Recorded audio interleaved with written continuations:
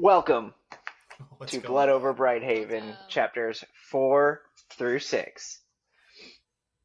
It's fun stuff here. Yes, We good gotta. stuff. Okay, I'm recapping. Yes, take it because away. nobody else can do it, and I also can't do it, but I'm gonna give it a shot. So here we go. So we read I believe in chapters. you. Thank you. Completely misplaced faith, but I appreciate it. So we read chapters 4 through 6. So Sciona has just gotten past her test and she's headed for her first day at work, and she gets through things. She gets assigned to like a task where they're going to be responsible for like the expansion of the city, which is really exciting because they're kind of like overcrowded and everything. She's going to use her magic and Her mapping, because she's good at mapping. Yeah. And she gets kind of screwed over by this guy, Renthorn, who's like another high mage. And he's just very arrogant, but also smart. So it's like, she's like, oh, I got to watch out for him. And he basically is like, oh, you don't get an assistant. But then like they make a joke of it and they're like, oh, but you can have a Quen assistant, because the Quen is basically The janitor. Yes, the janitor. And like, he's not trained, he's not educated, not anything. So it's very much like giving her the short end of the stick. But she takes it, she runs with it, and she's like, you know what, I'm going to girl boss my way through this. And she and the Quen janitor, whose name is Thomil, actually kind of bond. And she's like, you know what, I can work with this. And then If you remember... Sorry. No, go If for you it. remember, Thomil is the guy from the beginning 1. who ran the death run. Yes, which is nice. We see him. He's back. And then they bond. They go for a drink. She gets super drunk, and they kind of have like a little bit of a vibe. And the next day, she locks in. She comes in early. He's also there early. And she's like, okay, we're going to speed run you through all the education you're going to need to help me do my work here. And so we get like a little bit of an info dump of the magic system, stuff about the city, and then at the very end they like drop a little thing where they're like, oh, you know, I gotta be good at my work because Quen who can't work don't get to live. And she's like, ah ha ha, you're so funny. A little bit a little bit of like class obliviousness. Yeah, melodramatic. Yep. Yes. Calls him melodramatic. And that's pretty much it, I think. I would just like to say that Thomil didn't take her out for a drink, but brought her out drinking, because it's what you're supposed to get on your first day of being a high mage, but all the high mages were like, actually, you're a woman and a loser. Peace, nerd. So she wanted to go to a Quen bar because she didn't want to go to where all the mages were, because she's like, look, they all hate me anyway. I'm not going there. And there was a little bit of consideration for his situation and it's probably too expensive. So she's like, take me to your people. And that bar scene, I love that bar scene. That was a good time. That was fun.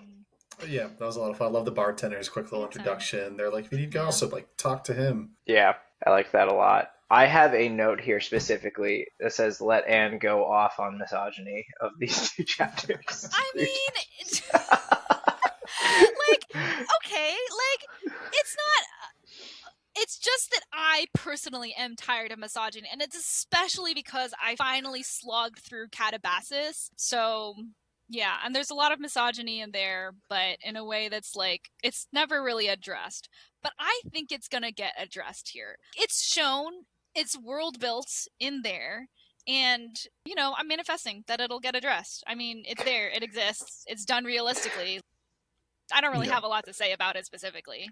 It's only if it continues, and it's also only if it's women tearing other women down, which I'm sick of. No, just like as I was reading this, I was like, "Oh, Anne's gonna have a lot to say about this." I could have a lot to say about misogyny and Catabasis, but we're not doing this about that book, so.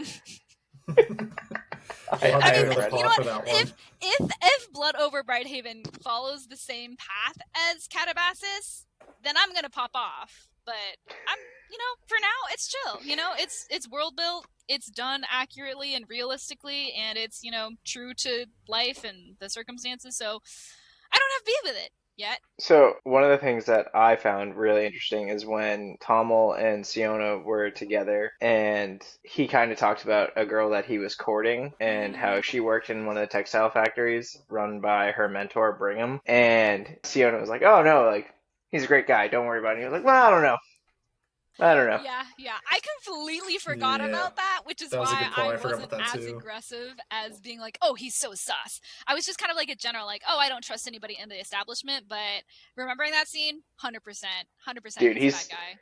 So says. that So actually, while Sciona is obviously like one of the most talented mages of all time, do you think it actually plays into kind of what Renthorn was saying, that one of the reasons why she got there is because Brigham is kind of assumedly a piece of shit? Yeah. I am not sure. I'm not getting those vibes right now.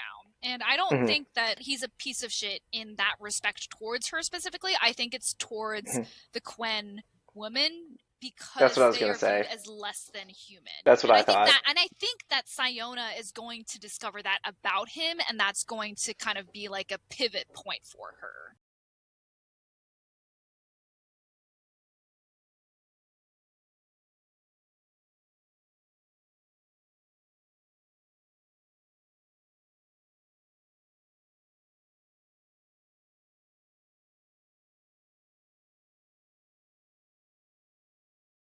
Sciona, read the room, dude. Come on. Yeah. Yeah, she was it's so rude. But she yeah. caught herself. I think she caught herself a Right. few times. She was like, oh, like Right. maybe For sure. maybe she should check herself. I think it does such a good job of just portraying the lack of awareness that somebody who doesn't have the experience to be aware of how, like, you might be coming off wrong, you know, like how you might be Sure. really insensitive because you just haven't really interacted with people and like are not aware and stuff, like, you know, just you don't know what the microaggressions are unless like you've been informed or like you've personally experienced something similar.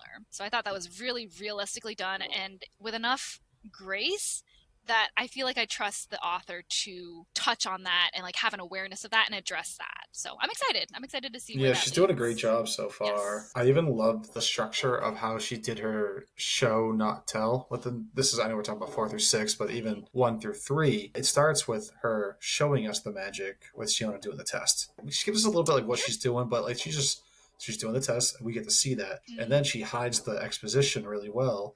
I mean, it's a little obvious, but it's cleverly done where she's explaining the Right. magic to an in-world person who needs to learn it fast Yes. for a good in-plot reason. Oh my god, So like yes. I'm buying all into that. I'm like, okay, like we got the show, Yeah. and now we get Yeah. the much needed tell because Yeah. you get that bad advice when you write. That's like you don't show, don't tell. But it's like, oh, you should show and tell. Like you just gotta know when to do when.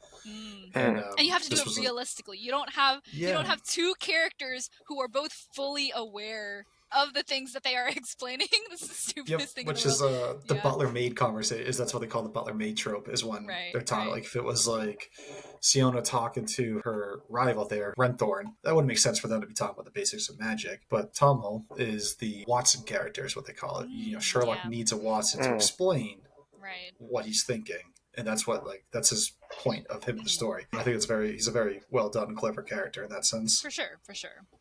It's also so interesting, I feel like the magic system and the way that it's being explained, I think is really good. Just, I love it when there's world building, actual world building.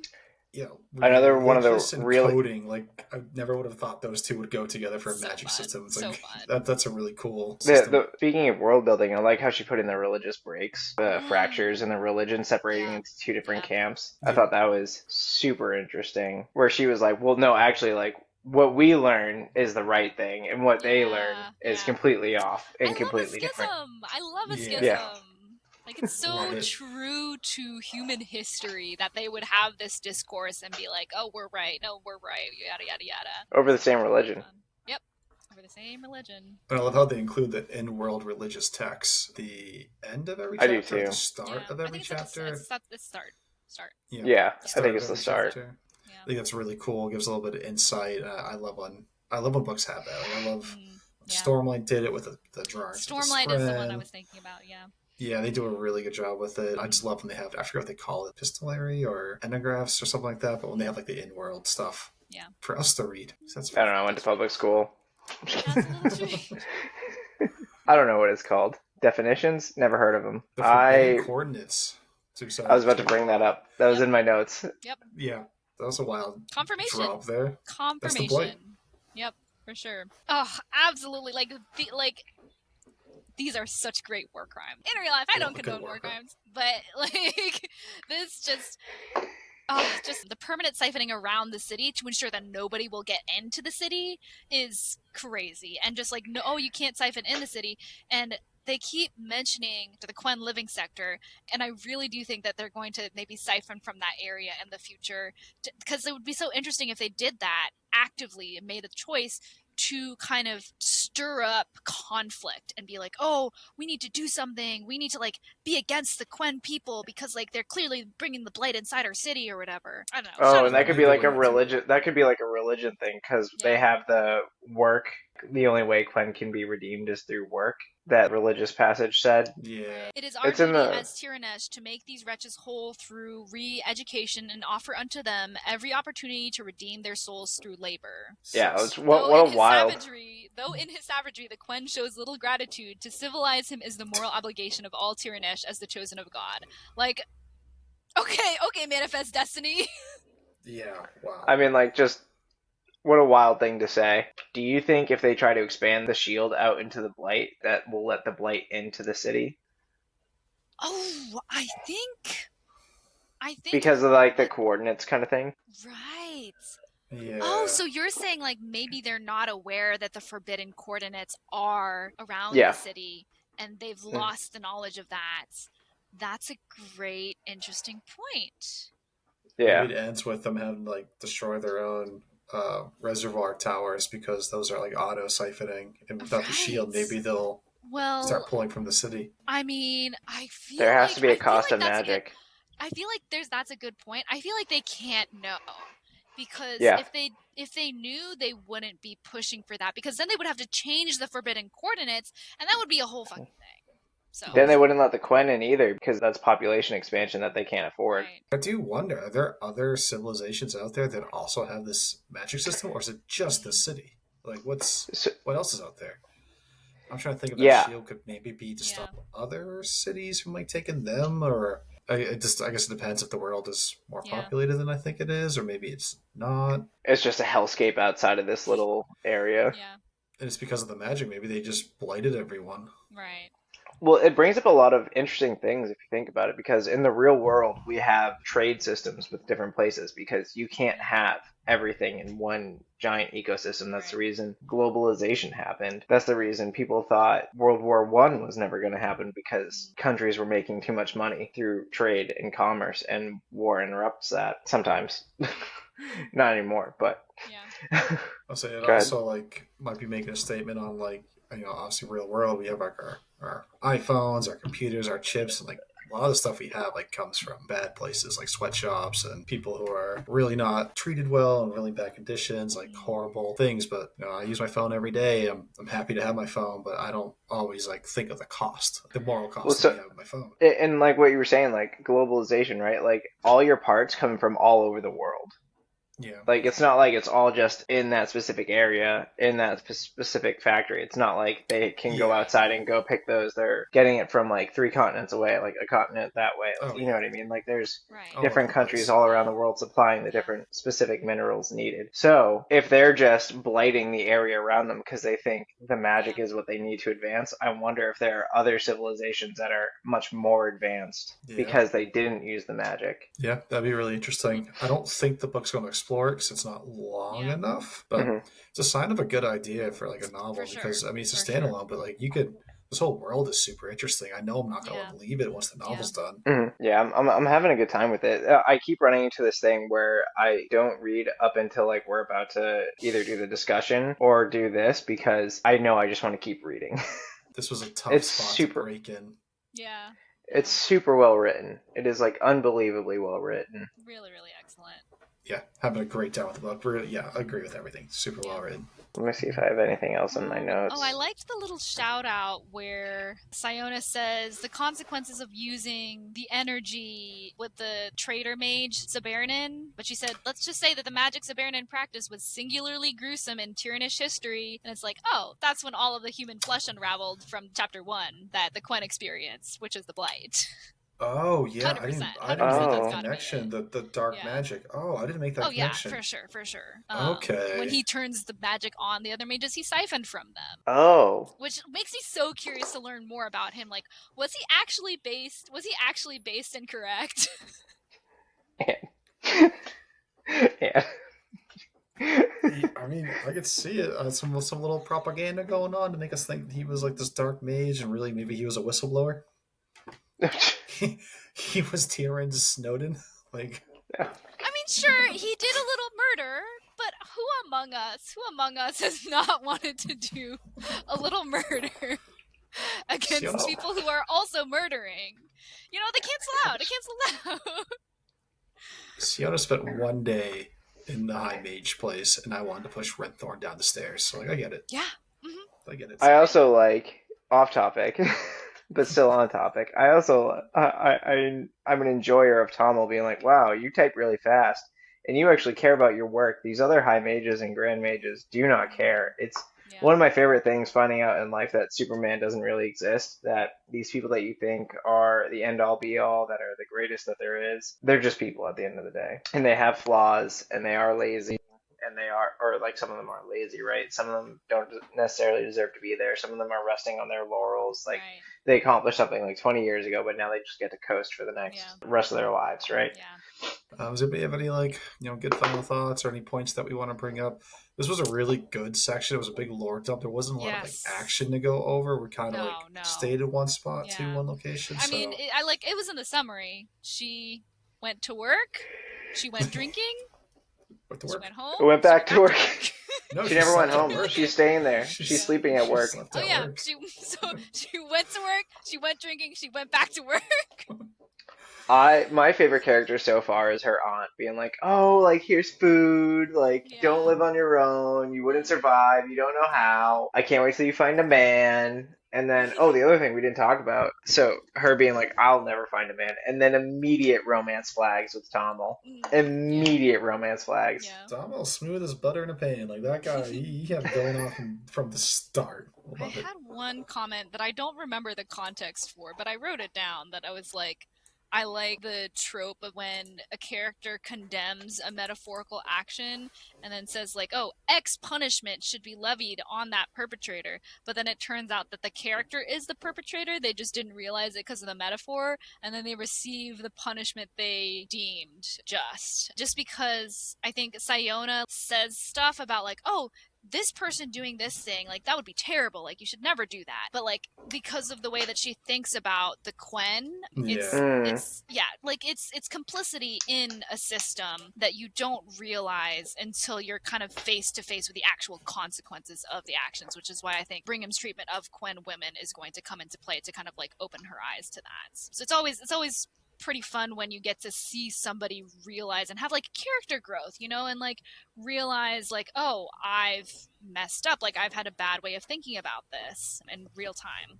And I do think that they're setting that up for sure, because just Siona's got so many flaws, which I love. I think that's really, really good, and it's so self-aware in a way that it's like, oh, she's going to be confronted with this, and that's going to be like a real plot point, I feel like. Sure, yeah. I mean, I like when a character has flaws, because if they were perfect, then it wouldn't be interesting.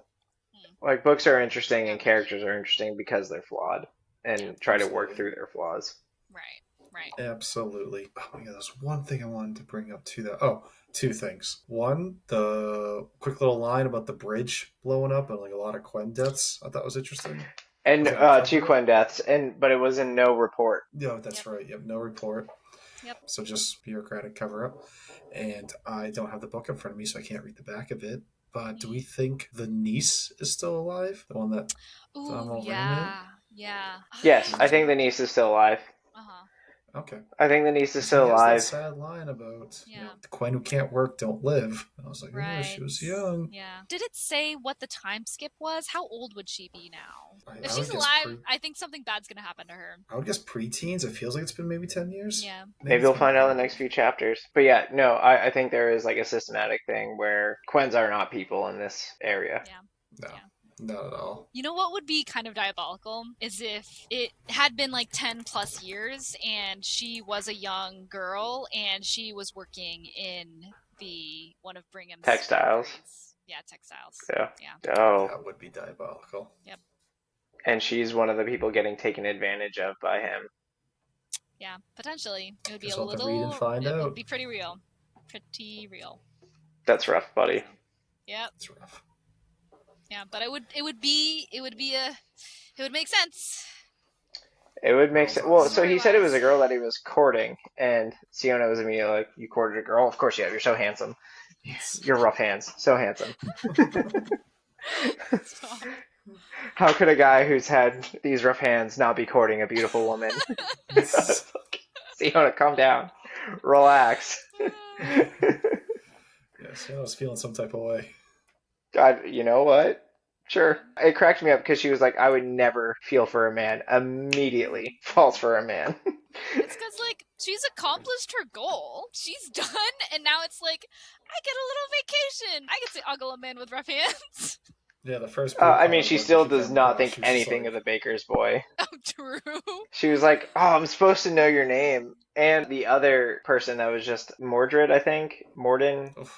The 10th, he was the one that was taken out for a drink over her, and he kind of stinks at his job. Oh, the Nepo hire. Yeah, or maybe it was one of the other archmages who were like, actually, we've met before. We've had like several classes together. Oh, yes. Oh, he seemed nice. But I mean, she was just like, I don't. Yeah. Who are you? It wasn't until my boy Donald walked in, and she was like, yeah. Oh my gosh! What am I going to do with a guy who has calloused hands like this? It's a little bit like they're part of her past. Like they already and he's part of her future. No.